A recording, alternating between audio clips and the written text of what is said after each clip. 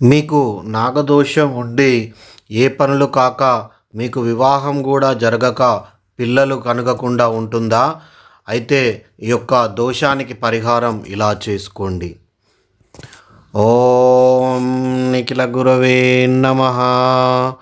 ఓం నిఖిలేశ్వరాయ నమః.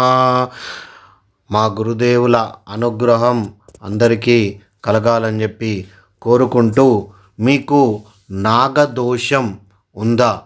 నాగదోషంతో ఇబ్బందులు పడుతున్నారా? మనము అనుకోకుండా నాగదోషంలో ఇరుక్కొని ఉంటాం. మనము పొలంకు వెళ్తాము. మనం అనుకోకుండా పొలంలో ఏదో జరగరాని మనం పొలం పనులలో నాగకు సంబంధించిన ఏదో ఒక తప్పుడు తొక్కడము, పారతోటి తీస్తూ ఉంటే ఏదో ఒక విధంగా నాగదోషానికి మనం పరిహారం పొందుతూ ఉంటాం. అంటే నాగదోషం వల్ల మనం ఎంత కష్టపడ్డా కానీ మనకు ఆర్థికంగా ఇబ్బందులు కలుగుతూనే ఉంటాయి. ఎంత ఆర్థిక ఇబ్బందులు అంటే మనం ఎంత కష్టపడ్డా దానికి ఫలితం ఉండదు. ఆ విధంగా ఎందుకైతుందో కూడా మనకు తెలియని పరిస్థితులలో ఉంటుంది. మనం ఎంతో ఆస్తిపరులమై ఉంటాం. ఎన్నో సంబంధాలు వస్తూ ఉంటాయి. మనకు సంబంధాలు మంచి మంచి సంబంధాలు వస్తాయి. ఒక్కోసారి పిల్ల అబ్బాయి నచ్చకపోవచ్చు, అమ్మాయి అబ్బాయి నచ్చకపోవచ్చు. అట్లా జరుగుతూనే ఉంటాయి. ఒకవేళ ఈ అబ్బాయి మంచిగా నచ్చుకున్నా కానీ పెద్దలకు వాళ్ళకు నచ్చకపోవచ్చు. ఏదో విధంగా ఈ విధంగా నాగదోషం అనేది వెంటాడుతూనే ఉంటుంది అన్నట్టు. మనకు నాగదోషంతో మనకు పిల్లలు కూడా కలగరు. మనకు ఇలా పిల్లలు కలగకుండా ఉండాలి అవుతుంది కాబట్టి మనం ఎన్నో పూజలు చేస్తూ ఉంటాం, ఎన్నో యజ్ఞాలు చేస్తూ ఉంటాం. కానీ మనకు ఎటువంటి ఆశ కానీ ఎంత కష్టపడ్డా కానీ జరగదు. అంటే దీనికి నాగదోషం అనేది తప్పకుండా మనకు కలిగి ఉంటుంది. నాగదోషానికి మనం ఏం చేయాలి? నాగదోషాన్ని మనం ఎలా పారద్రోలుకోవాలి అని చెప్పి మనము ఎంతో మదన పడుతూ ఉంటాం. ఎన్ని ప్రయత్నాలు చేసినా ఫలితం దక్కదు. మనము చివరి ప్రయత్నంగా ఇది మన ప్రత్యంగిర అమ్మవారిని ఒకటే మార్గంగా మనం భావించి అమ్మవారిని ధ్యానిస్తూ మనం ప్రత్యంగిర అమ్మ దేవాలయానికి 5 మంగళవారాలు వెళ్ళి ఇలా పూజ చేసినచో మనకు ఎటువంటి నాగదోషం ఉన్నా కానీ మనకు పోతూ ఉంటుంది. ఇది 5 మంగళవారాలు మనము ఒకవేళ ప్రత్యంగిర అమ్మ దేవాలయం లేకున్నా మన దగ్గరలో దుర్గామాత దేవాలయమైన, నాగమ్మ దేవాలయమైన, ఎల్లమ్మ దేవాలయంకైనా వెళ్ళవచ్చు. కానీ 5 మంగళవారాలు మనము నిష్ఠతో చేయాలి ఈ పని. 5 మంగళవారాలు చేసే క్రమంలో మనం ఎంతో నిష్ఠగా ఉండాలి, ఉపవాసం ఉండాలి. మనము మంచి నిష్ఠతో ఈ యొక్క కార్యక్రమాన్ని చేయాలి.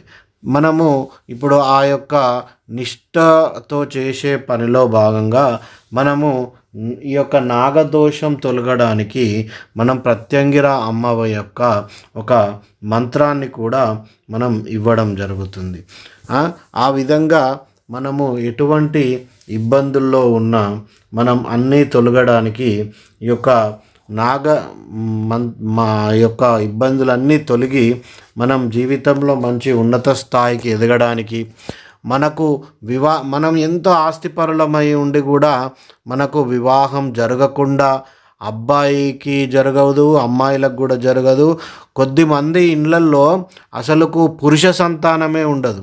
పురుష సంతానం ఉండకపోవడానికి కారణం నాగదోషమే. అందుకనే మనము ఈ యొక్క అన్ని బాధల నుండి విముక్తులం కావాలి. మనకు నాగదోషం అంతా సమసిపోవాలి. మనకు ఎటువంటి నాగదోషం కలగకుండా మనం ఉండాలి అంటే ప్రత్యంగిర అమ్మనే మనకు శరణంగా మనం భావించి ఈ యొక్క నాగదోషానికి మనం ఏం చేయాలి అంటే, మనము దగ్గరలో ఉన్న ప్రత్యంగిర అమ్మ దేవాలయానికి మనం 5 మంగళవారాలు అనుకున్నాం కదా. మనము 5 మంగళవారాలు ప్రతి మంగళవారము పచ్చి పాలు, ఆవు పాలు కానీ ఏ పాలైనా పర్లేదు కానీ స్వచ్ఛమైన ప్యాకెట్ పాలు వాడకూడదు. ఆవు పాలైనా బర్రె పాలైనా కానీ మనము పచ్చియే తీసుకోవాలి. పచ్చి తీసుకొని అరటి పండ్లు ఒక 5 అరటి పండ్లు 5 తీసుకోవాలి.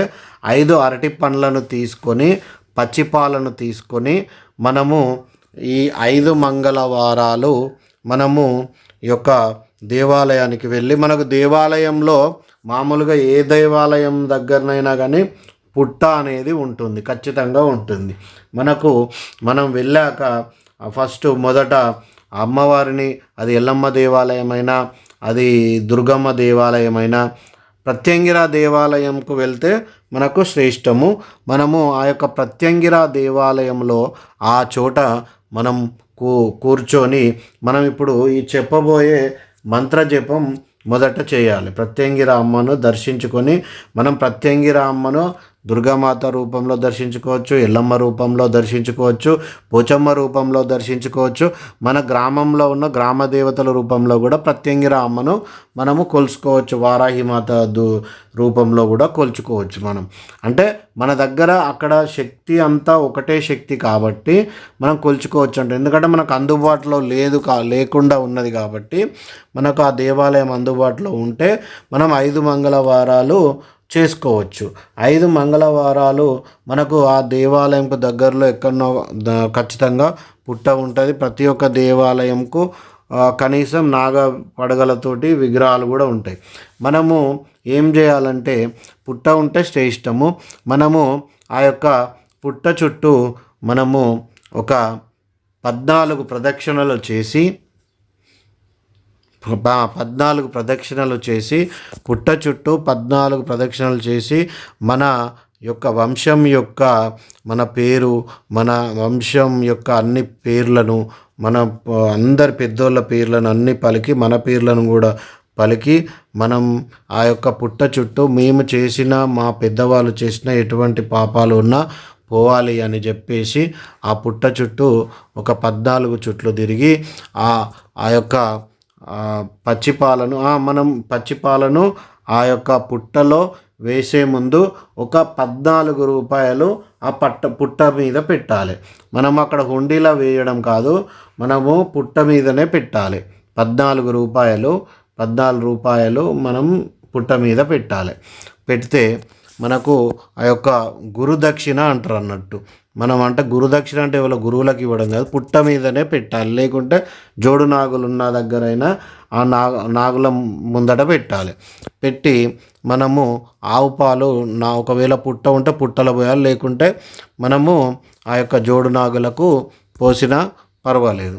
మనం మీద అభిషేకం చేస్తాం కదా, వేసి మనము అక్కడ ఒక 2 అరటి పండ్లను అక్కడ సమర్పించాలి.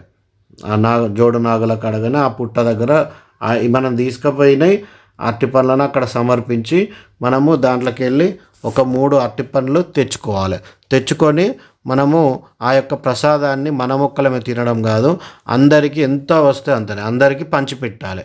ఇలా 5 మంగళవారాలు చేయాలి. ఈ విధంగా దేవాలయానికి వెళ్ళి మనం మంచిగా నిష్టతో స్నానం చేసి, తలారా స్నానం చేసి, ఏం తినకుండా మంచిగా పోయి మనం నిష్టతోటి చేయాలి. మనం ఈ పుట్ట చుట్టూ తిరిగే ముందే మనం దేవాలయంలో కూర్చొని మనము ఇప్పుడు ఈ చెప్పబోయే ఈ మంత్రాన్ని మనము చేసుకోవాలి. ఆ యొక్క మంత్రాన్ని నేను ఇప్పుడు చెప్తున్నాను. అందరూ ధ్యాసతో నిటారుగా కూర్చొని మీరు మంచిగా ఉంటే పలకండి. మనం ఇప్పుడు దీన్ని చెప్తున్నాం, చెప్పినట్టు అలా పలకండి. క్లీం క్రీం నాగయజ్ఞోపవీతధారిణ్యై నమః. క్లీం క్రీం నాగయజ్ఞోపవీతధారిణ్యై నమః. క్లీం క్రీం నాగయజ్ఞోపవీతధారిణ్యై నమః. ఇలా మనము అక్కడ మీరు చూడండి, ఫస్ట్ది క్లీం, తర్వాత క్లీం క్రీం నాగయజ్ఞోపవీతధారిణ్యై నమః. ఈ యొక్క మంత్రాన్ని ఒక 108 సార్లు ఆ దేవాలయంలో కూర్చొని చదువుకోవాలి. మనము ఆ యొక్క దేవాలయంలో కూర్చొని చదువుకున్నాక మనము ఆ యొక్క పుట్ట చుట్టూ 108 14 ప్రదక్షిణలు చేసి మనము 108 సార్లు అమ్మవారి మంత్రజపం చేయాలి. 14 సార్లు పుట్ట చుట్టూ తిరగాలి. మనము 5 అరటి పండ్లను తీసుకుపోయి అక్కడ పెడతాం. ఆవు పాలను పుట్ట ఉంటే పుట్టలో పోస్తాం, లేకుంటే జోడు నాగులు ఉంటే జోడు నాగులకు అభిషేకం చేసి ఆడ అరటి పండ్లను పెడతాం కదా. పెట్టి మనము దానిలోకి వెళ్ళి 3 అరటి పండ్లను తీసుకొని మనం వాటిని అందరికీ ప్రసాదంగా పంచిపెట్టాలి. ఈ విధంగా మనం 5 మంగళవారాలు ఖచ్చితంగా చేయాలి. 5వ మంగళవారం మనము నిష్ఠతోటి ఆ యొక్క అమ్మవారికి అన్ని పూలు పండ్లు మనము 5 రకాల పండ్లు, ఒక చీర, ఒక జాకెట్, మనకు ఒకవేళ మామూలుగా కూడా చీరలు తక్కువలో కూడా దొరుకుతాయి, 100-200లో కూడా. ఒకవేళ అంతా కూడా మేము పెట్టుకోలేని పరిస్థితి ఉంటే అమ్మవారికి ఒక పసుపు కలరు జాకెట్ ముక్క, ఆ విధంగానే పూలు పండ్లు గాజులు, అమ్మవారికి పసుపు కుంకుమ అమ్మవారికి తీసుకుపోయి అమ్మవారికి పెద్ద ముత్తైదులాగా ఆ యొక్క అమ్మవారికి సమర్పించాలి. ఎవరికి? ప్రత్యంగిర అమ్మవారికి సమర్పించాలి. అర్థమైంది కదా. ప్రత్యంగిర అమ్మవారికి ఇది సమర్పించాలి.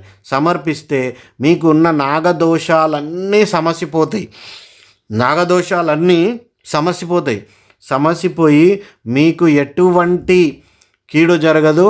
మీకు పెళ్ళి కాని వారికి పెళ్ళిళ్ళు అవుతాయి. మీరు కష్టాలలో ఉన్నవారు మీ ఆర్థిక బాధలన్నీ పోతాయి. మీకు పిల్లలు కలగని వారికి ఖచ్చితంగా సంతానం అవుతుంది. మగపిల్లలు కలగలేని శాపంతో ఉన్నవారికి ఖచ్చితంగా మగపిల్లలు సంతానం అవుతుంది. ఇది ఖచ్చితంగా తథ్యముగా జరుగుతుంది. అదేవిధంగా మనం ప్రత్యంగిర అమ్మ యొక్క పాటల పల్లకి అనే ఒక ఆల్బమ్ తయారు చేస్తున్నాం, అందరికీ తెలుసు కదా.